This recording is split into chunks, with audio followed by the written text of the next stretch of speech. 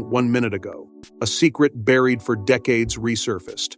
Diana's former butler stepped forward with trembling hands and a confession that could shake the monarchy to its core. A letter. Hidden. Protected. Intended for William's coronation day. Not for the public. Not for history books. But for her son. The question is not just what Diana wrote, but why it was kept secret until now. Before we go deeper into what this really means for the royal family, make sure to subscribe so you don't miss a single update. The announcement did not come quietly. It arrived like a crack through stone. Diana's former butler, a man who once moved silently through palace corridors carrying private burdens, claimed he had safeguarded a handwritten letter entrusted to him in the final stretch of Diana's life. According to his account, she had pressed it into his hands with urgency, insisting it be delivered only on one specific day, the day her eldest son would be crowned king. Not before, not leaked, not altered. A message sealed in time. He described that moment with visible emotion.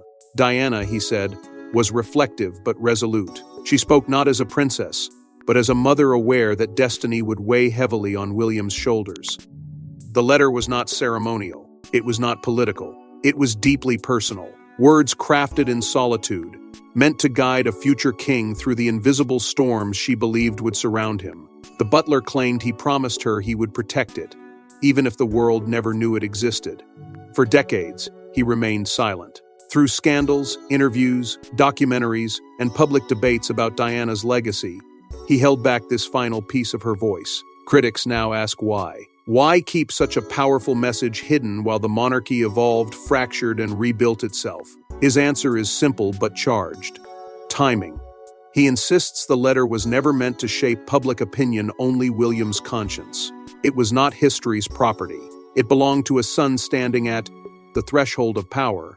Yet silence comes at a cost. As William's path toward the throne became more defined, the weight of that sealed envelope reportedly grew heavier.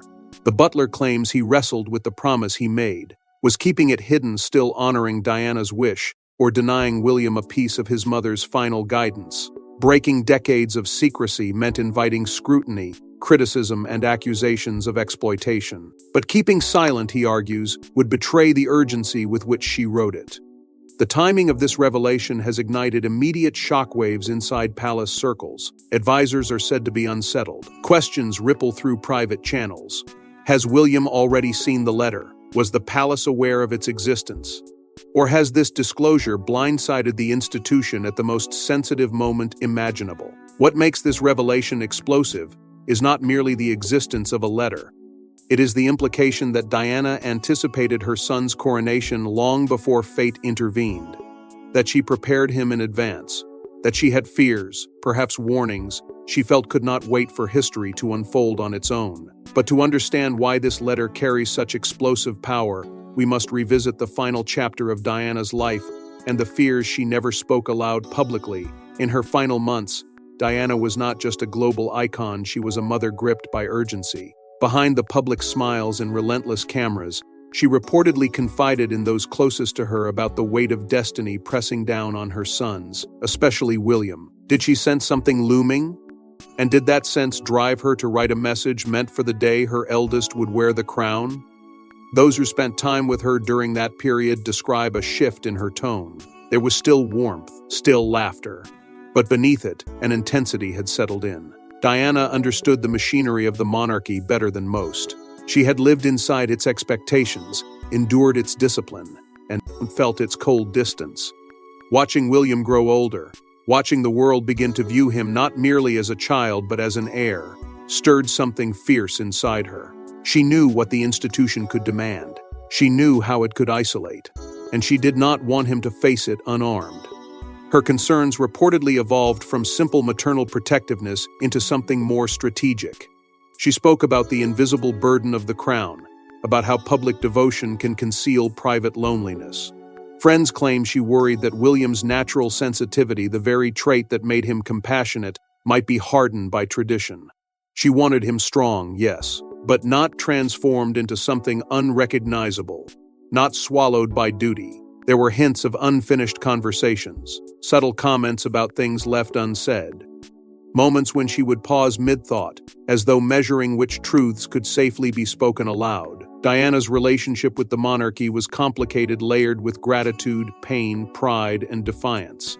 She did not reject its history, but she questioned its rigidity. She believed it could evolve, yet feared that evolution required courage few were willing to display. The bond between Diana and William was not ceremonial. It was deeply personal. She confided in him, leaned on him emotionally in ways that blurred the traditional boundary between mother and son. That closeness shaped her perspective. She did not see him only as future king. She saw him as a young man navigating a system that had once overwhelmed her. Protecting him meant preparing him not with titles, but with truth. Those close to her suggest there was an unspoken awareness that time might be fragile. Not necessarily a prediction, but a heightened sensitivity to how quickly life can shift under public scrutiny. That awareness may have driven her to put pen to paper. Writing allows clarity when spoken words feel constrained. A letter can hold nuance, vulnerability, and warning without interruption. And if the butler's account is accurate, she chose her moment carefully, not for immediate comfort, but for a future turning point. The act of writing a message for a coronation that had not yet materialized reveals intention. It suggests foresight. It implies that she imagined the day her son would stand at the summit of power and perhaps feel profoundly alone. In that imagined moment, she wanted her voice to reach him, to steady him, to remind him who he was before the crown rested upon his head. And according to the butler, the words she placed on that paper were not gentle reflections, they were warnings. What does a mother write to a son destined to become king? Not platitudes, not ceremony. According to Diana's former butler, this letter was raw, direct, and deeply personal. It spoke of power, of loneliness, of betrayal, and of choices that could define or destroy William's reign before it even begins. If the butler's account is to be believed, Diana did not soften her words to fit royal tradition. She wrote as a mother who had seen behind the curtain and refused to let her son walk blindly into the same storm. One alleged line stands out above the rest, a plea for William to never lose himself, not to surrender his empathy to expectation, not to confuse duty with identity. It was less instruction and more warning, a reminder that the crown can elevate a man publicly while quietly reshaping him privately. The letter reportedly addresses the emotional cost of power. Diana knew that wearing the crown would mean smiling through pressure, absorbing criticism without reply, and making decisions that would never satisfy everyone. She understood how isolation can grow beneath applause. According to the butler, she cautioned William about the loneliness that accompanies leadership, the quiet evenings, when the weight of symbolism feels heavier than the gold itself. She wanted him prepared not just for ceremony, but for solitude. There were also, he claims, subtle references to forces within palace walls. Not direct accusations, not names, but caution. Diana allegedly advised William to trust carefully, to observe more than he speaks, and to remember that institutions protect themselves first. The tone was not paranoid, it was experienced. She had navigated internal rivalries and shifting alliances. She had felt how quickly loyalty can dissolve under pressure. Her words, as described, were not meant to frighten him but to sharpen his awareness.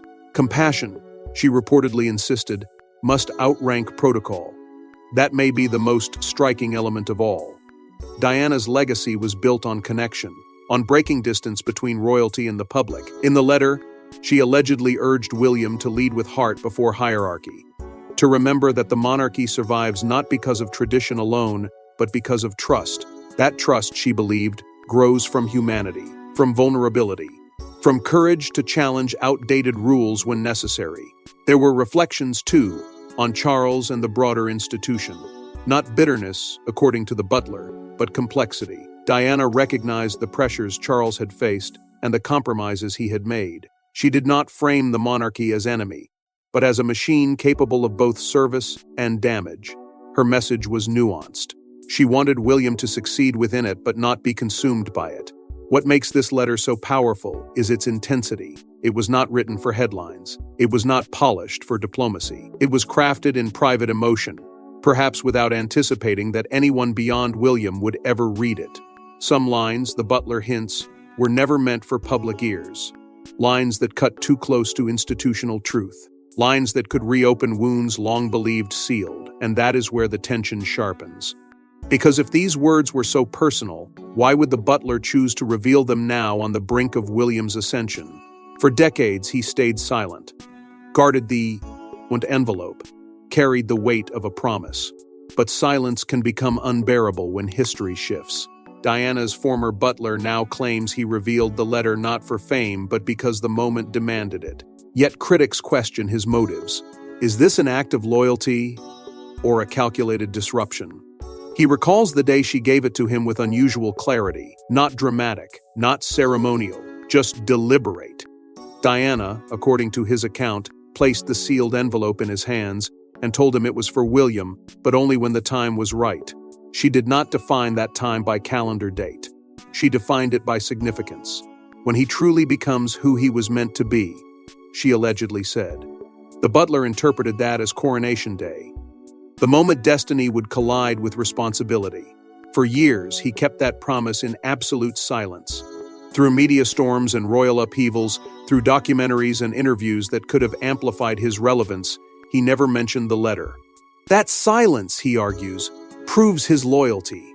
He could have released it at any time for personal gain. Instead, he waited. He claims the envelope remained sealed, untouched, as if preserving not just ink but intent.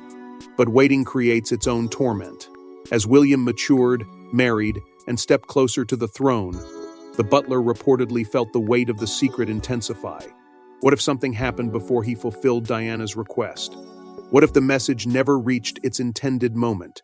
He describes sleepless nights and private doubts. Was he protecting Diana's memory or denying William a piece of it? The line between guardianship and interference blurred with time. Critics, however, see a different narrative. They question why the revelation surfaces precisely as global attention sharpens around William's future reign. They suggest timing is too convenient, that in an era driven by headlines, even decades-old secrets can be repackaged for relevance. Accusations of self-interest circulate quickly. Some argue that if the letter was meant solely for William, it should have remained private. Inside palace circles, frustration reportedly simmers. The monarchy values discretion above spectacle. To reveal the existence of such a personal message risks transforming a sacred exchange into public debate. Advisors are said to view the disclosure as destabilizing an emotional variable introduced at a politically delicate moment. The anger, if it exists, would not be theatrical. It would be cold and controlled. Yet the moral dilemma remains complex. Does historical truth belong solely to institutions? Or does it belong to the public who still see Diana as a symbol of compassion and courage? The butler positions himself as a custodian of her voice. He insists his decision was not about profit or publicity, but about timing and legacy. That history, he believes, demanded transparency before the crown changes hands again. The tension between privacy and revelation now hangs heavily over the monarchy. Because once a secret enters public consciousness, it cannot be sealed again. The envelope may have been preserved for decades, but its existence has already altered perception. And as outrage brews behind palace doors, one question looms larger than all others. Has William already read it? Imagine preparing to be crowned king only to learn your late mother left behind words meant for that very day. Has William already seen the letter? Or is this revelation as shocking to him as it is to the world? Palace silence only deepens the mystery. According to quiet murmurs circulating through royal circles, William was informed privately before the story erupted publicly. Not through headlines, not through speculation, but through a carefully managed conversation behind closed doors. The details of that exchange remain sealed, yet the emotional gravity of it is impossible to ignore. To be told that your mother anticipated your coronation and prepared guidance for it is not. Merely touching it is overwhelming.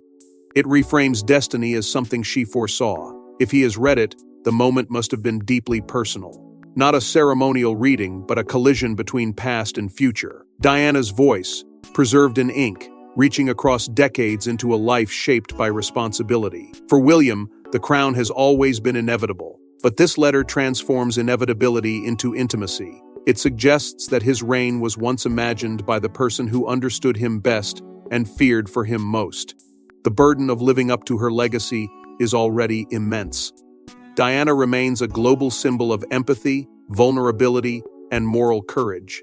William has long walked a careful line between honoring her memory and establishing his own identity.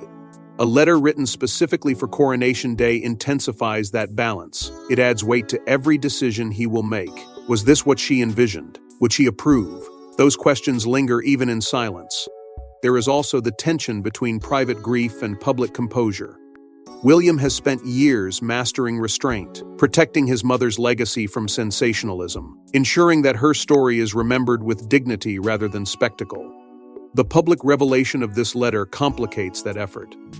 If its contents are debated, analyzed, or politicized, it risks transforming something sacred into something strategic. That possibility alone may be deeply unsettling. William has consistently defended Diana's memory from exploitation. He has intervened when narratives crossed boundaries. He has spoken about preserving her humanity rather than mythologizing her pain.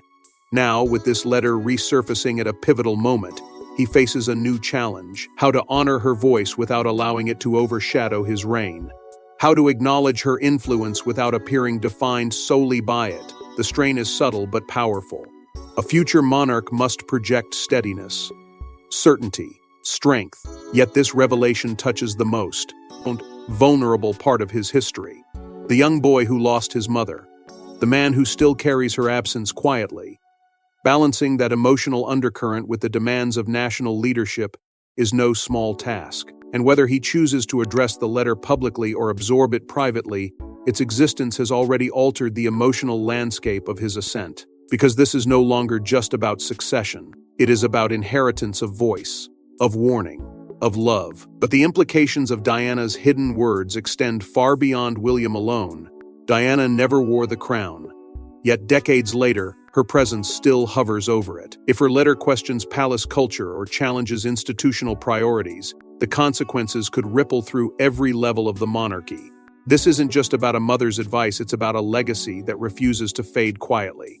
The public fascination with Diana has never truly diminished. She exists not only in memory, but in myth, a symbol of empathy within an institution often criticized for emotional distance. Every new detail about her life reignites global devotion. Now, with this hidden letter entering the conversation, that devotion collides directly with the future of the crown. Because if Diana's words suggest reform, caution, or quiet dissent, then her voice becomes part of the monarchy's present, not just its past. The mere existence of the letter reshapes perception. It frames William's ascent not only as constitutional inevitability, but as something foretold by a mother who understood the system's shadows. It invites the public to view his reign through the lens of her influence. Will he embody her compassion? Will he challenge outdated norms? Or will he protect tradition above all else? These questions intensify because they now feel rooted in private guidance rather than speculation. There is also the delicate matter of Charles, a father and son bound by blood, yet shaped by different experiences of monarchy. If Diana's letter contains reflections on institutional rigidity or emotional isolation, it could subtly reopen unresolved narratives about her marriage and the environment she endured. Even without direct criticism, implication alone can reignite debate. The palace may fear not scandal, but renewed scrutiny of a history it has carefully stabilized. Old wounds are never entirely dormant. They simply rest beneath ceremony and protocol. This revelation risks stirring those layers once more. Advisors likely recognize the danger of public discourse drifting back toward past fractures, just as William prepares to define his own reign. The crown thrives on continuity. Revisiting emotional fault lines complicates that continuity. It disrupts the carefully managed image of forward movement. At its core, this moment exposes the monarchy's ongoing struggle between evolution and preservation. Diana represented a softer, more accessible royal presence. She blurred boundaries between royalty and ordinary life. The institution, by contrast, often prioritizes structure and restraint. If her letter urges William toward compassion over convention, then it subtly challenges the status quo. That challenge does not arrive as protest, it arrives as maternal love, and that makes it more powerful. The symbolism is profound. Diana, who never became queen, now appears to influence the future king from beyond her lifetime. Her voice, preserved in ink, carries emotional authority that cannot be dismissed. It reminds the world that monarchy is not only about lineage, but about humanity. That behind crowns and ceremony are relationships, fears, and deeply personal truths. Whether the institution can absorb another emotional shockwave remains uncertain. The monarchy has survived crises before, yet each one leaves residue. Each one reshapes perception in subtle ways. And this time, the catalyst is not scandal, it is a mother's message. Yet the most explosive detail may not be what Diana wrote, but what she feared. Sources close to the Butler claim the letter contains more than advice, it contains a warning. A warning about power, about isolation, about forces within the institution that could consume even the strongest heir. Was Diana trying to shield William from something she had already endured? If the accounts are accurate, the tone of the letter shifts from tender reflection to quiet urgency.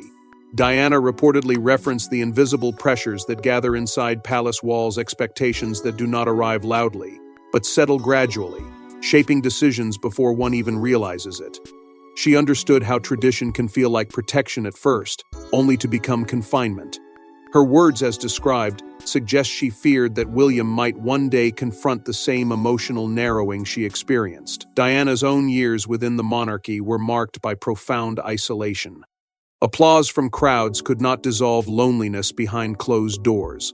Public admiration did not shield her from internal conflicts or strained alliances. If she wrote about these experiences, it was likely not to dwell on pain, but to transform it into guidance. She did not want William to mistake applause for support or ceremony for connection.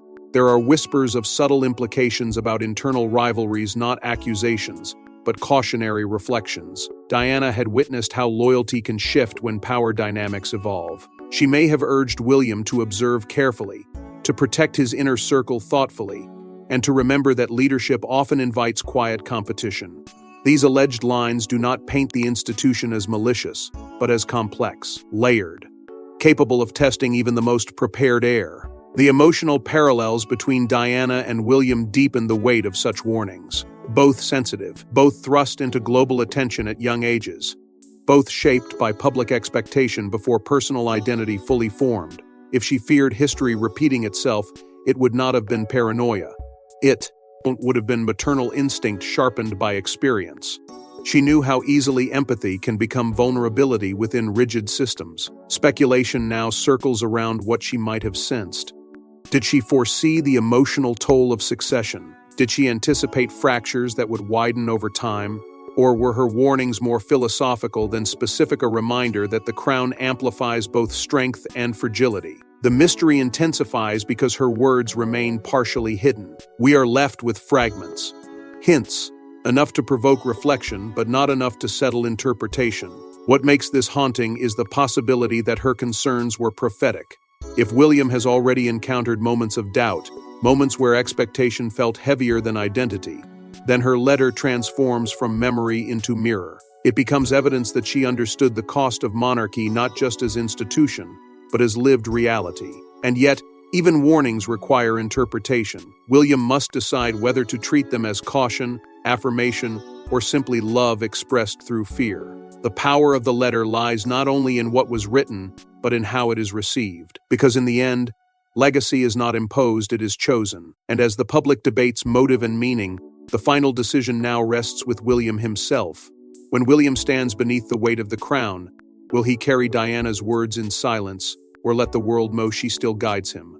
A single acknowledgement could electrify the ceremony. A single omission could signal distance. The choice is deeply personal, yet historically monumental. As anticipation builds around his future coronation, debate intensifies behind palace walls and far beyond them. Should William publicly reference his mother? Should he allow even a subtle nod to the letter that has now captured global imagination? The question is not merely sentimental. It is strategic. Every coronation speech is measured, every phrase scrutinized for meaning. When a single line can become headline, a pause can become statement. Honoring Diana would carry immense emotional symbolism. She remains one of the most beloved figures in modern royal history. Acknowledging her guidance could feel like closure for a nation that mourned with him decades ago. It would humanize the ceremony, reminding the world that beneath the regalia stands a sun shaped by loss. Such a tribute could strengthen public connection, reinforcing the image of a compassionate monarch grounded in personal history. Yet the risks are equally profound. A coronation is not only personal, it is institutional. It marks continuity, stability, and allegiance to centuries of tradition.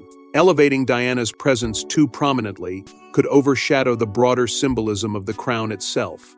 Advisors likely caution against turning a state moment into a private narrative. Grief, while powerful, must be balanced carefully against duty.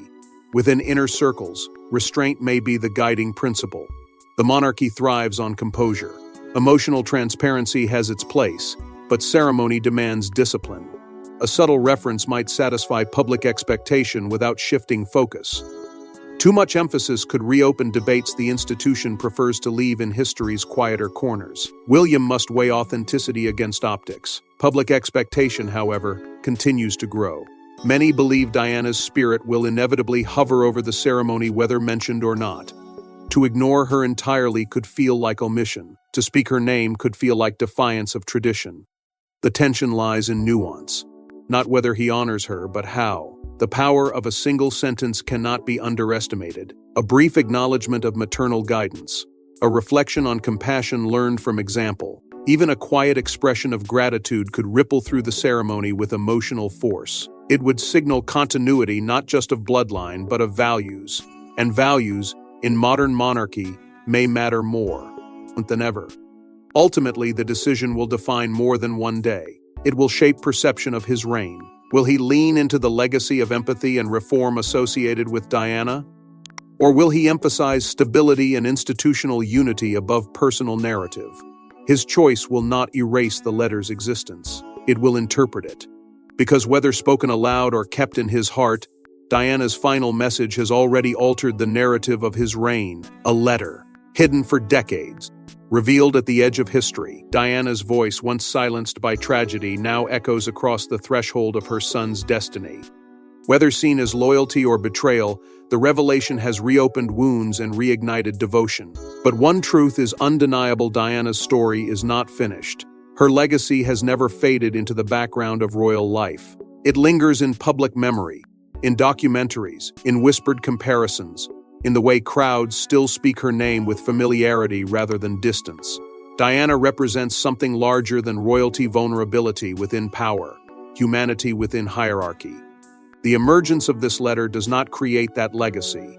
It intensifies it. It reminds the world that even after decades, her influence remains active, shaping conversations at the highest level of monarchy. Public reaction has been both divided and deeply emotional. Some view the revelation as sacred, a final gift from mother to son finally reaching its intended moment. Others question the timing, the motives, the consequences, but nearly everyone feels something. That is Diana's enduring strength. Indifference has never been part of her story. The mere suggestion of her private words carries weight capable of stirring global debate. For William, this means his reign begins under renewed scrutiny, not political scrutiny alone, but emotional scrutiny. The world now frames his future through the lens of maternal guidance and institutional tension. Every decision he makes may be interpreted in light of what Diana allegedly advised. The crown rests on his head, but her voice rests in the background. That duality creates both strength and pressure. The monarchy itself is compelled to confront its past in subtle but undeniable ways. It cannot dismiss Diana's influence without appearing detached. It cannot fully embrace it without reopening historical complexities.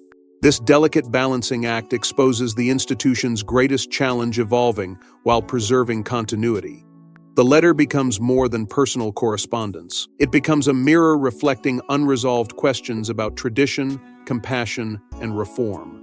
Above all, this moment underscores the enduring power of a mother's voice. Titles fade, ceremonies conclude, but parental influence can outlive decades. If Diana truly wrote with foresight toward William's coronation, then her guidance transcends time. It becomes part of the moral framework within which he must lead. The butler's decision, whether praised or criticized, has permanently altered the narrative. The envelope cannot be resealed. The questions cannot be unasked. History has shifted slightly, yet meaningfully. And as with all turning points, clarity may only arrive years from now. And as William prepares to step fully into the role destiny reserved for him, one question lingers: will he rule as the monarchy expects, or as his mother quietly urged him to become? Thanks for watching. Please don't forget to like and subscribe, and we will see you in the next one.